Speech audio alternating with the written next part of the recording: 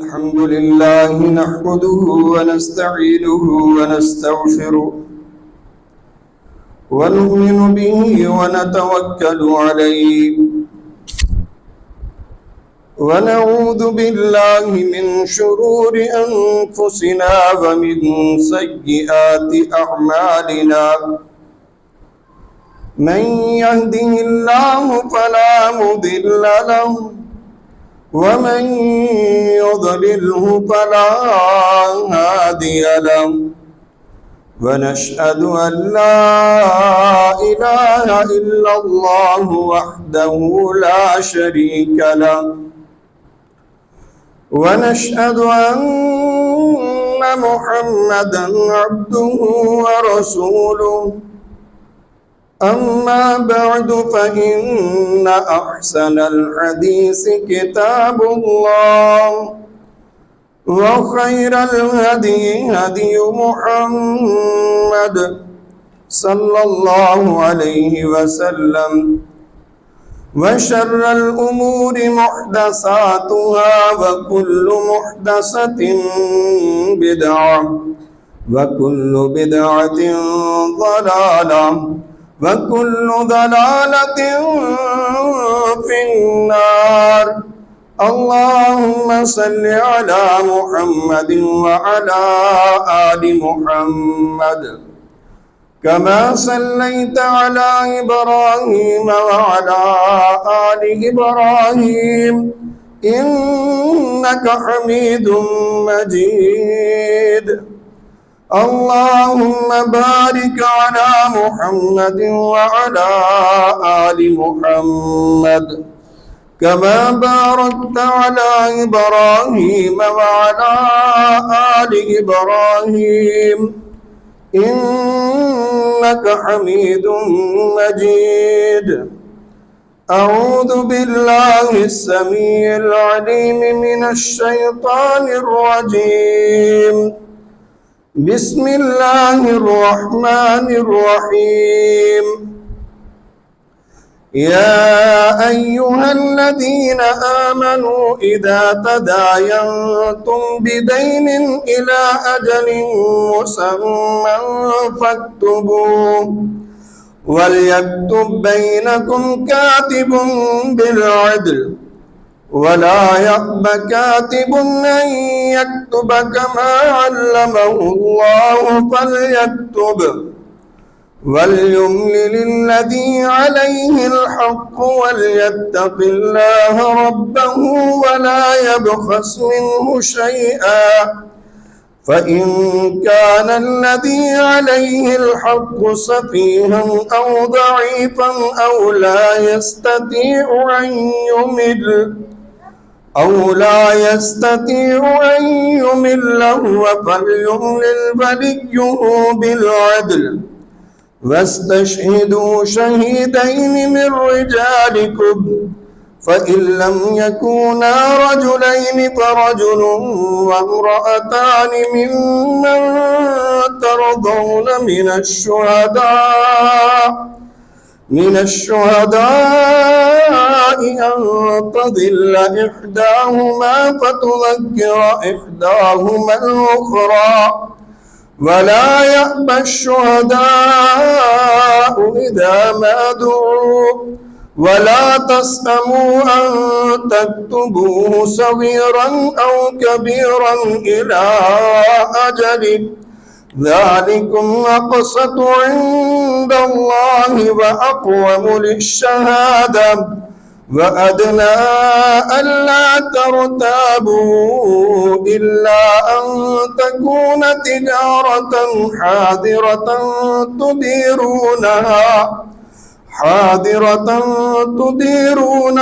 بينكم فليس عليكم جناح ألا تكتبوها وأشهدوا إذا تبايعتم ولا يضار كاتب ولا شهيد وإن تفعلوا فإنه فسوق بكم واتقوا الله ويعلمكم الله والله بكل شيء عليم वइन कुन्तुम अला सफरिन वलम तजिदू कातिबन फरिहानुन मक़बूदा फ़इन अमिन बअदुकुम बअदन फ़ल्युअद्दिल्लज़ी उत्मिन अमानतहु वलियत्तक़िल्लाह रब्बहु वला तक्तुमुश्शहादा वमन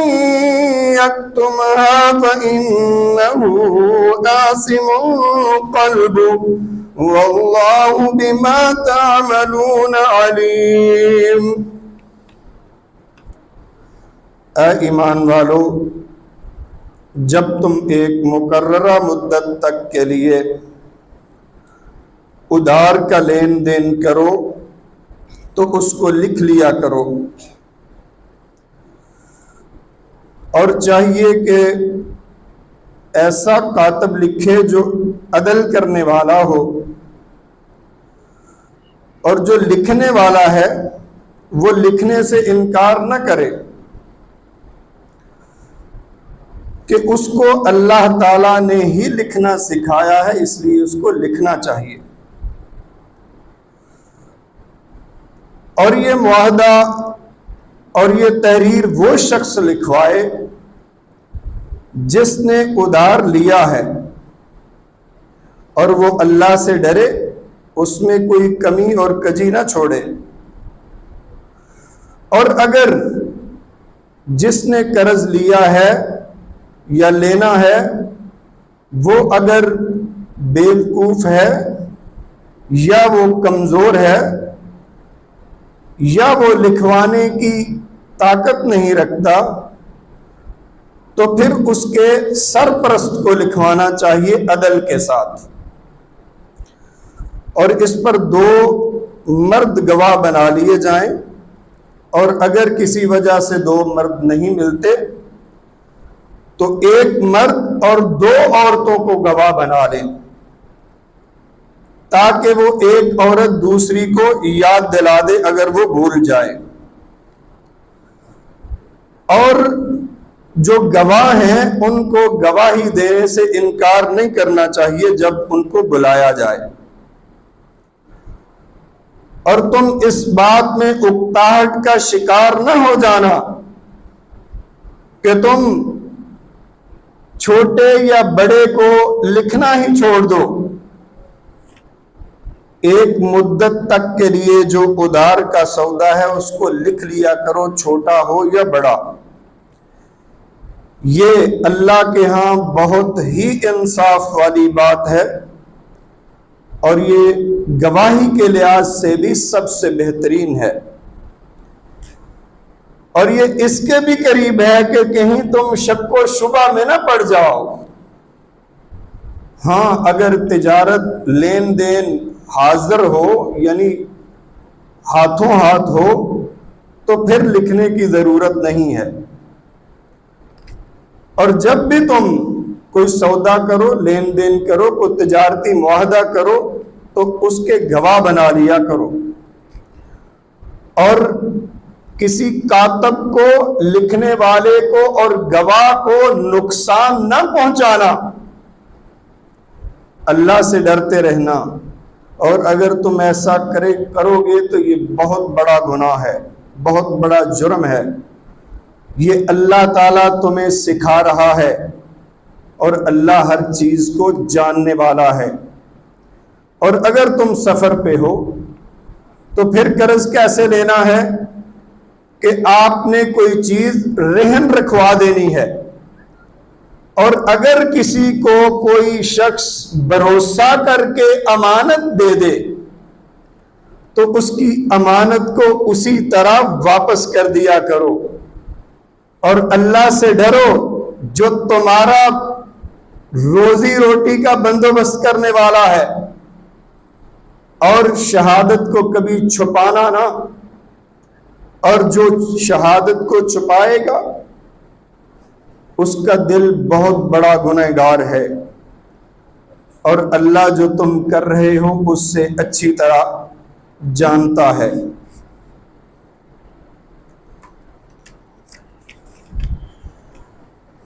समरकंद के माबद खाने में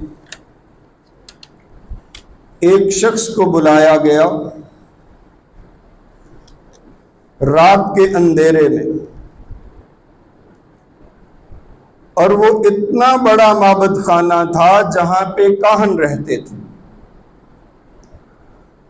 और उस वक्त समरकंद शहर का पूरा कंट्रोल बदरिया हाकम काहनों का था।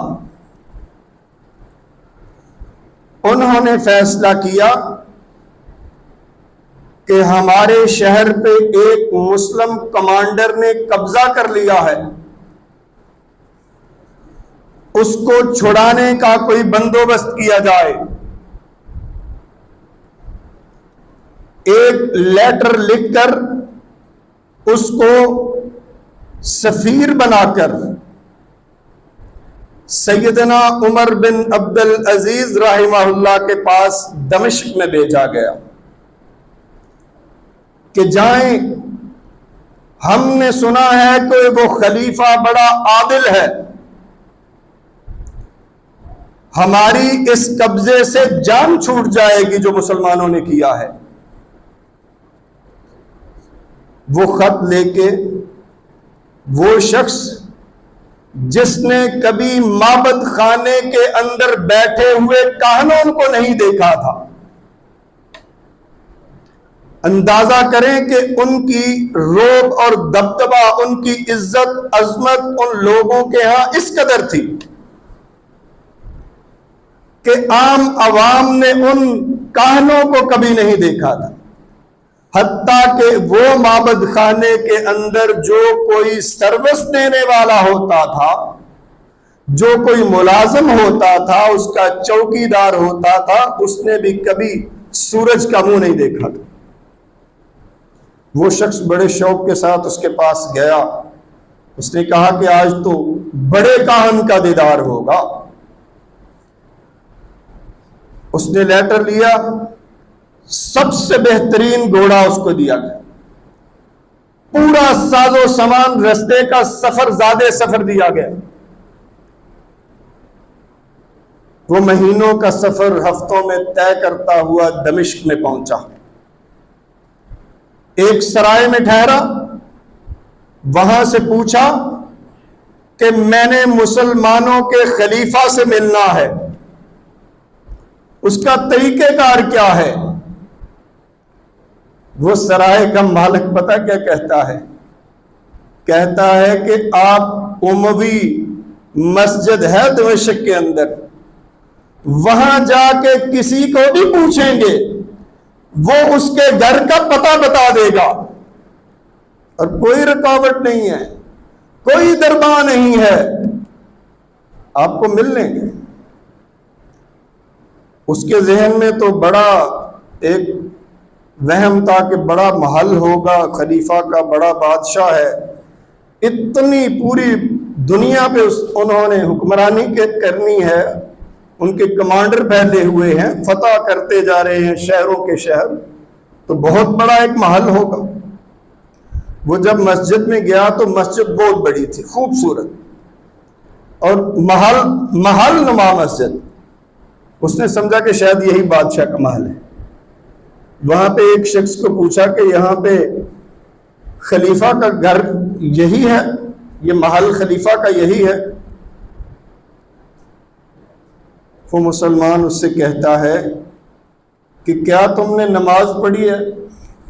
वो कहता मैंने नमाज नहीं पढ़ी। वो कहता मैं कैसे नमाज पढ़ूं, मैं तो काहनों के दीन पे हूं।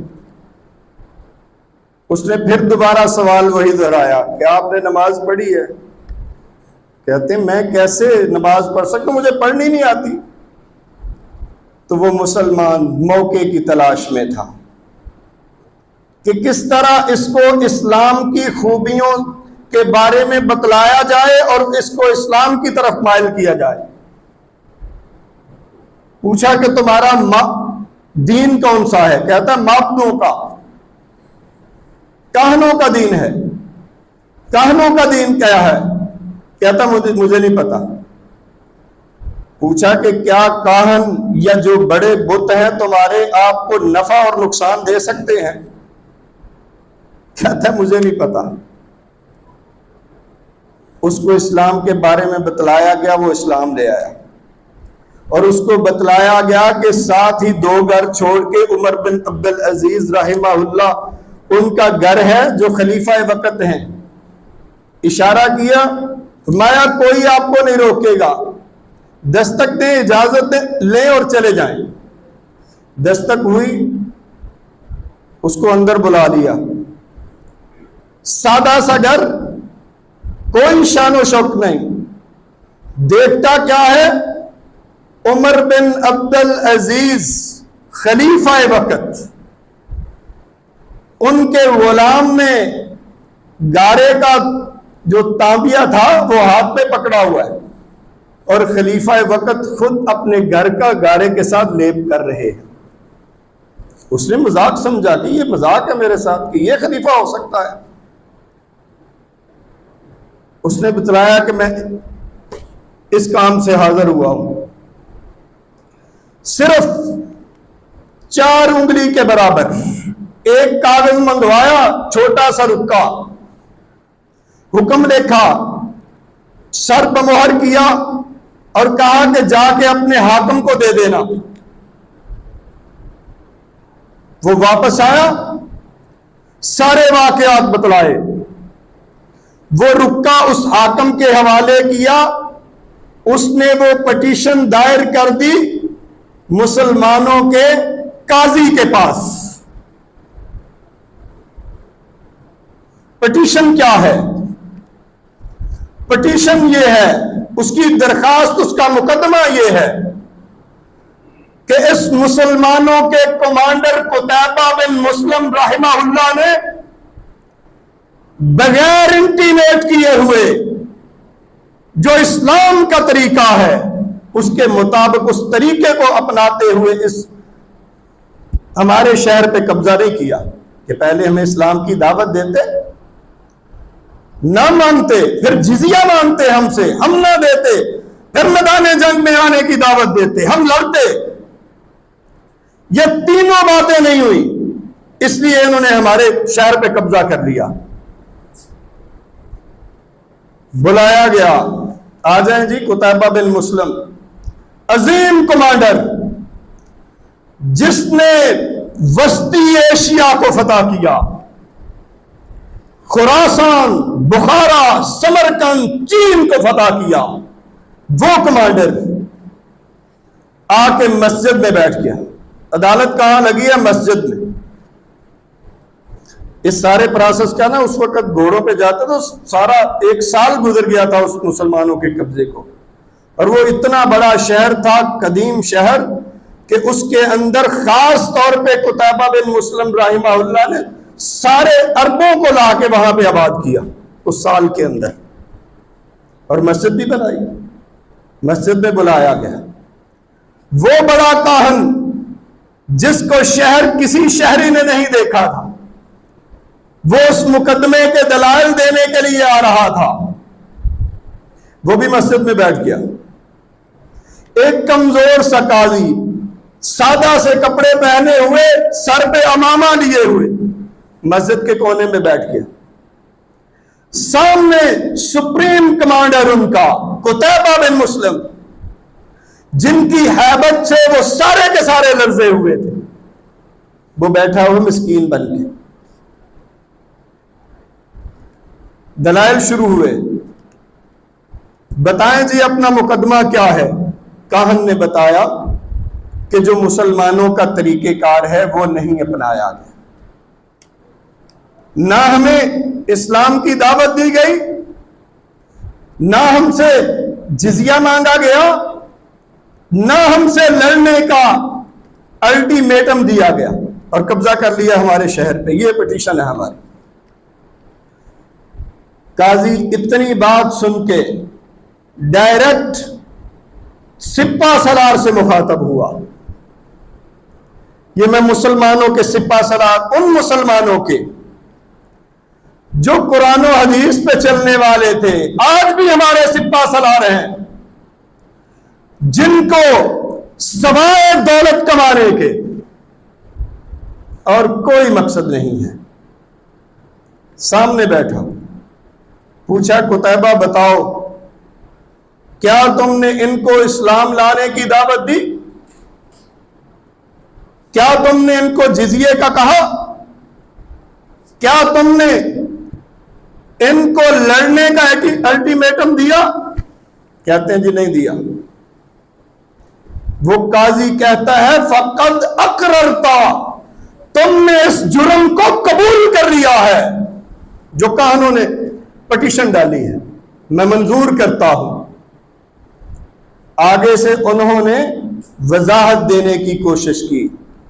क्या काजी, ये बहुत बड़ा शहर था, बड़ा आलीशान शहर था, मैं तो मुसलमानों की मिल्कियत में इसको शामिल करके यहां पे मुसलमानों का बड़ा शहर बनाने वाला था। खुदा की कसम, काजी ने सिर्फ 3 सत्रों का फैसला लिखा। वो फैसला सुन ले क्या है।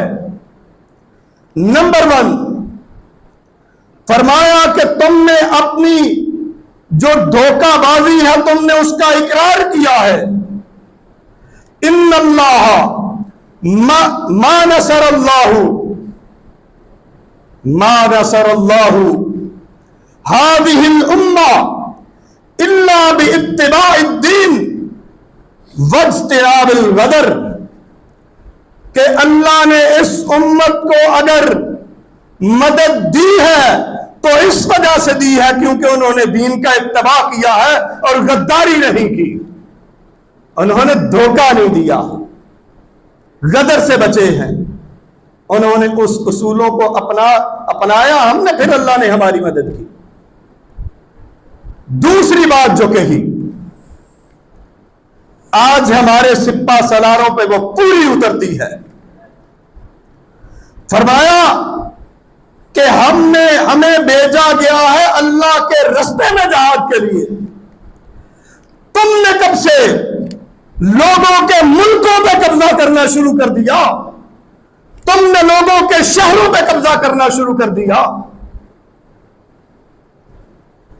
जाओ, तीसरी लाइन, जाओ मैं अभी हुक्म देता हूं, इस शहर में एक मुसलमान भी नहीं रहे,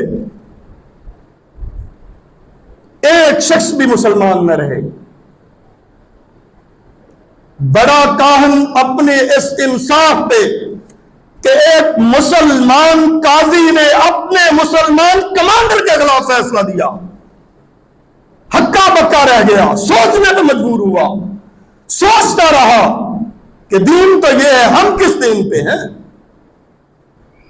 अभी वो सोचों में गुम है। मुसलमानों के सारे लोगों के जितने भी मुसलमान थे वहां, उनके घोड़ों के कदमों की आवाजें गलियों से आना शुरू हो गई। तो बड़े काहन को जो उसके ख्यालों का तांता टूटा ना, उससे पूछा ये आवाज किस चीज की है? फरमाया, बताया गया कि ये जो हुक्म हुआ है ना काजी का, उस पे अमल दरामद शुरू हो गया है। जाओ, अगर इस शहर पे कब्जा करना है तो जाओ पहले इस्लाम की दावत दो, नहीं इस्लाम कबूल करते जिजिया लो, अगर जिजिया नहीं देते तो फिर इनके साथ लड़ो, फिर इसको फतह करो, फिर शहर तुम्हारा है। मैं कि उस फैसले पे अमल दरामद शुरू हो गया। वो शख्स जो खत लेके आया था, उसने बतलाया कि तुम किस दीन पे हो, दीन तो ये है। और खुदा की कसम, तारीख पढ़े, जब वो मुसलमान जाने लगे वहां से, उन काहनों ने अपनी आवाम के साथ मिलकर उनके घोड़ों की बागी थाम ली कि न जाना कि हमारे हाकिम हम पे बहुत जुल्म करते हैं। हम तो दुनिया पे आ गए थे 1 साल में, और वो सारा का सारा जितने काहन थे सारे के सारे मुसलमान हो गए, सारे के सारे मुसलमान हो गए। और आज तक उस समरकंद के अंदर उसी फैसले की बिना पर आज भी मुसलमान हैं, जो उज़्बेकिस्तान का आजकल शहर है। जमाने के हालात बदले, ततारियों ने हमला किया, स्पेन पे ईसाइयों ने कब्जा कर लिया, मुसलमानों को निकाल दिया, वहां पे मुसलमान नहीं रहे, मस्जिदें बंद हो गई, लेकिन समरकंद के अंदर आज भी मुसलमान मौजूद। उन्होंने उनके घोड़ों की बागें थाम ली कि तुमने नहीं जाना कि इस जैसे अदल पे हमारी जिंदगियां कुर्बान, हम आपको नहीं जाने देंगे। हमारे दीन का जितने भी इबादत देख लें, हमारे मामलात में अल्लाह और उसके रसूल के अहकामात देख लें, सारे के सारे अदल से भरे हुए। ये मेन नुक्ता है। दुनिया अदल पे, कोई मुआशरा अदल पे कायम रह सकता है, जुल्म पे नहीं, चाहे वो काफरों का मुआशरा हो। आज हमारे सामने है, हमारा मुआशरा मुसलमानों का है, लेकिन हमारे अंदर अदल नहीं, हम तबाह बर्बाद हैं, हम दुनिया के पीछे पड़े हुए हैं। वो जिन्होंने लड़ना था, वो लोगों के मकानों पे कब्जे करवा रहे हैं, वो डीएचए बनवा रहे हैं, वो बड़े बड़े बिजनेस एम्पायर खड़े कर रहे हैं। क्या वजह है कि हम में वो अदल नहीं रहा। हम अपने काजी की बात को नहीं मानते। वो काजी भी कौन है? जिसको कुरान और हदीस का पूरा इल्म है। आज हमारे काजी कौन है? जो चेहरे देख के लोगों को इंसाफ देते, जो अशराफिया के गुलाम बने हुए हैं। आज हमारे कमांडर कैसे हैं? काजी फैसला देता है, हमारा कमांडर उसके बच्चे उठवा लेता है, और हम अवाम ये तमाशा अपनी आंखों से देख रहे हैं। हमने अपने बच्चों में से किसी को ऐसा मुजाहिद नहीं पैदा किया जो इस जुल्म और बर्बरियत के खिलाफ आवाज उठा सके, जेलें काट सके। हम तो उनके फर्जंद हैं जिन्होंने सारी सारी उम्र जेलों में बैठ के किताबें लिखी हैं, और आज हम जेल जाने से डरते। आज हमारा बच्चा 2 मिनट के लिए थाने में चला जाए ना, तो सारी दुनिया वहां पहुंच जाती है, पता नहीं क़यामत आ जानी है। जो शख्स हक बात के लिए आवाज उठाता है, आपका फर्ज बनता है कि उसके पीछे खड़े, क्योंकि हमारा पूरा का पूरा दीन, सारा का सारा दीन इंसाफ पे खड़ा है। आज हमने जो बयान करना है कि किस तरह इस्लाम ने इंसाफ करके ऐसे लाज बनाए जो मुनसफ इंसाफ वाले हैं, जिससे हमारे माल का तहफ़्फ़ुज़ होता है, हर एक बंदे के माल का तहफ़्फ़ुज़ होता है। उस सिलसिले में बड़े मसाइल बयान हुए। आज जो सबसे बड़ा मसला है, जिसको हर बंदे को इसमें कभी ना कभी इन्वॉल्व होना पड़ता है, वो है कर्ज का मसला। कर्ज के मसाइल क्या है? अल्लाह के नबी सल्लल्लाहु अलैहि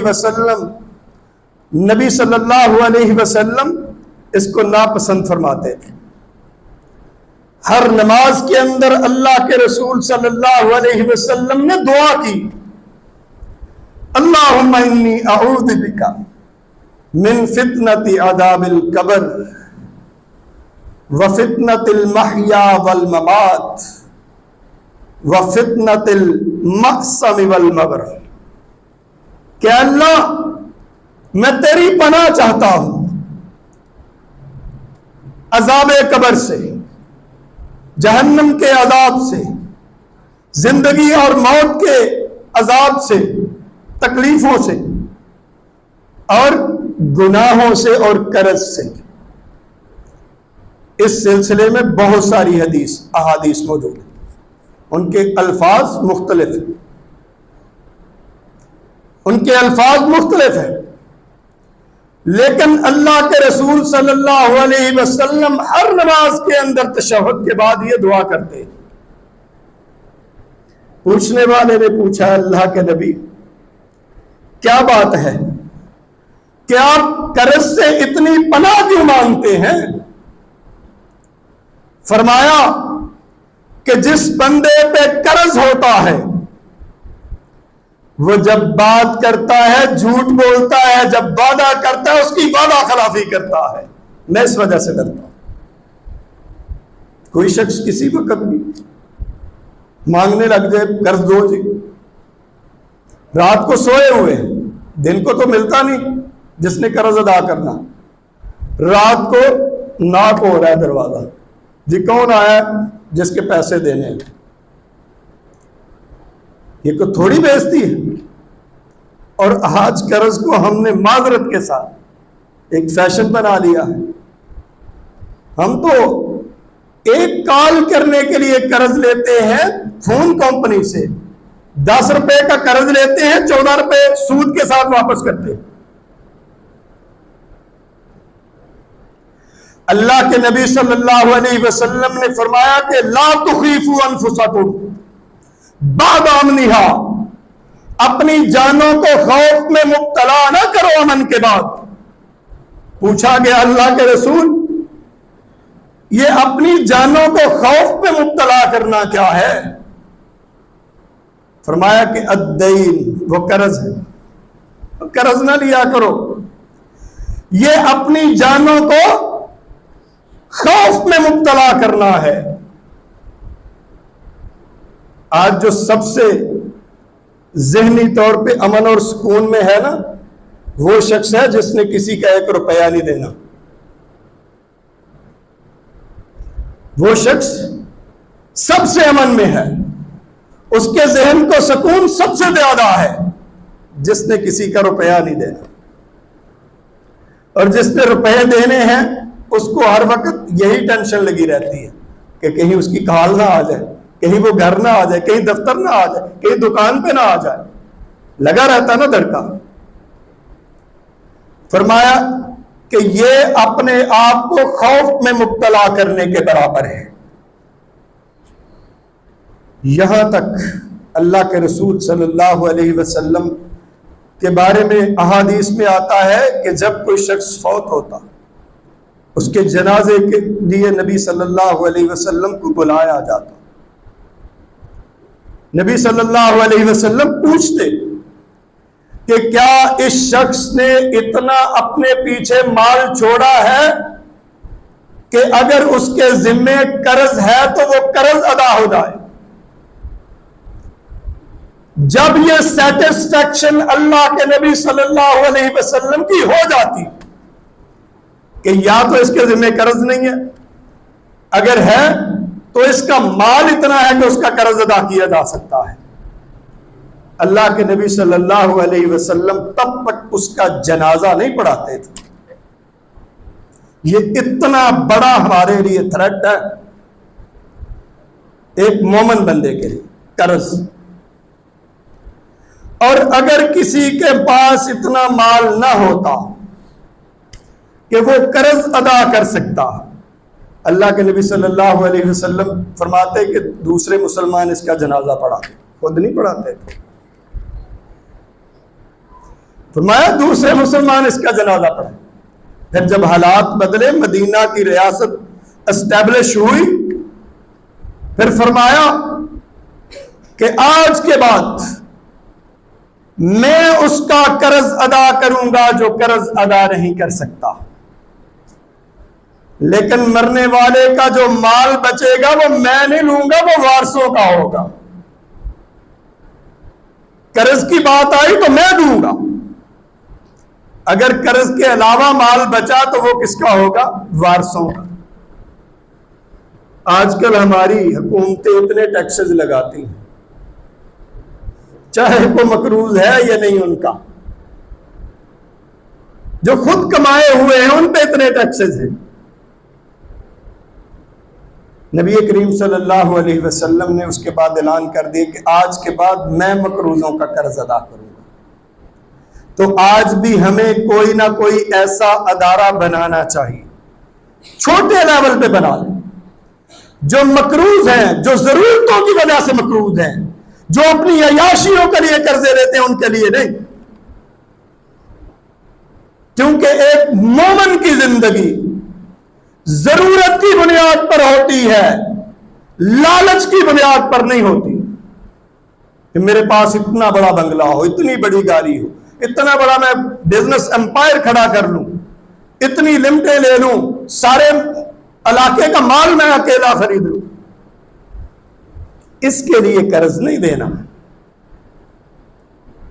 इसके लिए आप लोगों ने इस तरह के मकरूज का कर्ज अदा नहीं करना, जिसकी बुनियादी जरूरतों की वजह से जो कर्ज में जकड़ा हुआ है उसके कर्ज को अदा कर दिया कर।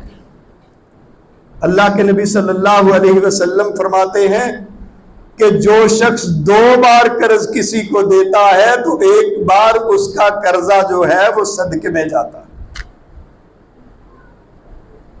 और आजकल हम कर्ज दे के ना बड़ा एहसान कर रहे हो, जी मैंने इसको कर्ज दिया, ये वापस ही नहीं कर रहा, मैंने इसको 10,000 दिया था 5 साल पहले, अब पैसे की कीमत ये हो गई है तो इसको तो मुझे 15,000 देना चाहिए, क्योंकि सोने की कीमत इस वक्त ये थी। ये हमारे सामने बातें होती हैं कि कर्ज को किस तरह वापस किया जाए।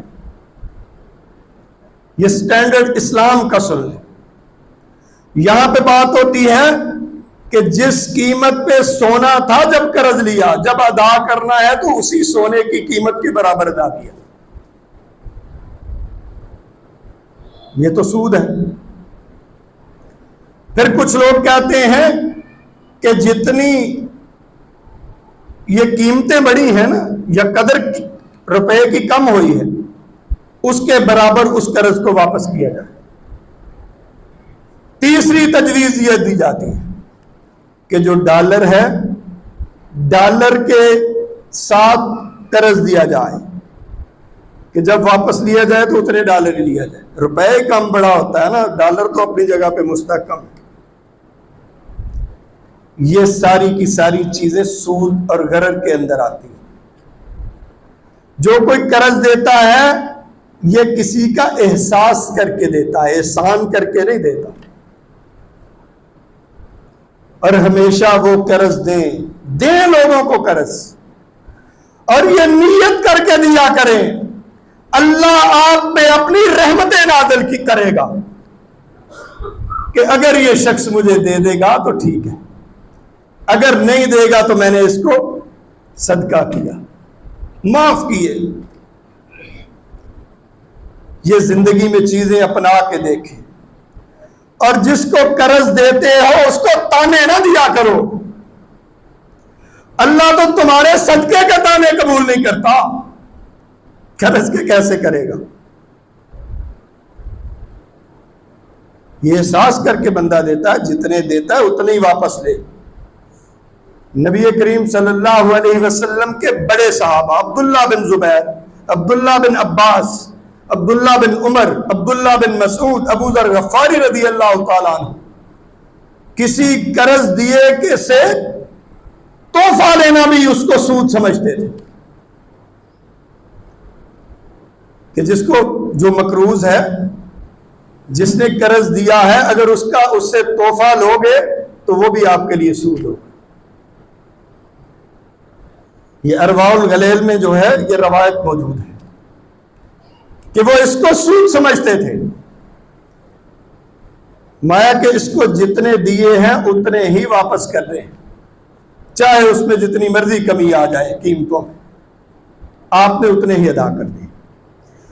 तो सूरह बकरा में नबी करीम सल्लल्लाहु अलैहि अल्लाह ताला ने ये जो मैंने आयात पढ़ी उसके अंदर बड़ी डिटेल के साथ एक बड़ा अच्छा ला मुकर्रर कर दिया कि तुम जो मुस्तकबिल के तुम्हारे मामलात होते हैं, लेन देन के जो कर्ज पे होते हैं, एक मुद्दत के लिए उनको इन राइटिंग लाया करो, लिखा करो। क्योंकि जुबानी बाज दफा बंदे मस्जिद में बैठ के मुकर जाते हैं, मस्जिद में बैठ के मुकर जाते हैं, लेकिन अगर लिखा होगा ना तो फिर तो नहीं कोई मुकरेगा, उस पर गवाह भी मौजूद हो। लिखे भी कौन? तीसरा शख्स जो कातब हो, जो लिखने वाला है, उसको इनकार भी नहीं करना उसने, क्योंकि अल्लाह ने उसको लिखना सिखाया, उसकी अपनी काबिलियत नहीं है। आज हम अपनी काबिलियत समझ लेंगे, मैं इतना बड़ा पढ़ा लिख गया हूं तो ये मेरी काबिलियत है। फरमाया कि नहीं, कमा अल्लाह, जिस तरह अल्लाह ने उसको सिखाया, उसको चाहिए कि लिखे, इनकार न करे लिखने से, क्योंकि अल्लाह ने उसको लिखना सिखाया है। वो उसके लिखने की ताकत को उसका हाथ काट के भी किसी तरीके से छीन सकता है। वो अपनी सलाहियतों पे एतबार न करे। इसी तरह अगर किसी को गवाह बनाया जाए, गवाह भी हाजिर हो, वो भी इनकार न करे। दो गवाह हो मर्द, अगर दो गवाह नहीं है मर्द, एक मर्द हो दो औरतें हो, बाज ऐसे हालात होते हैं जिसमें दो मर्द नहीं है, दो औरतें। यहां से यह मुराद न ले लेना कि गोया एक औरत की या भी गवाही है, यह मतलब नहीं है। यहां अल्लाह ने खुद बयान कर दिया कि अगर एक भूल जाए तो दूसरी उसे याद दिलाए, अगर एक भटक जाए तो दूसरी उसको याद दिलाए, याद दहानी कराए। और औरत की साख्त में यह शामिल है, उसकी जो जहन है उसके अंदर यह चीज शामिल है कि अगर उसको कोई वाकया थोड़ा सा याद दिलाए ना कोई, तो उसका पूरा वाकया याद आ जाता है, पूरा वाकया पुराना। इसलिए फरमाया कि एक औरत दूसरी को याद, दो गवाह हो, एक कातिब हो, और अगर कोई मदयून नहीं लिखवा सकता, किसी छोटे बच्चे के नाम पे कर्ज लिया जा रहा है, या ऐसा शख्स है जो बड़ी उम्र का है जिसको समझ बूझ नहीं है, या वो लिखने की लिखवाने की ताकत नहीं रखता, तो फिर कौन लिखवाए? उसका जो सरपरस्त है, और उसको भी अदल करना है।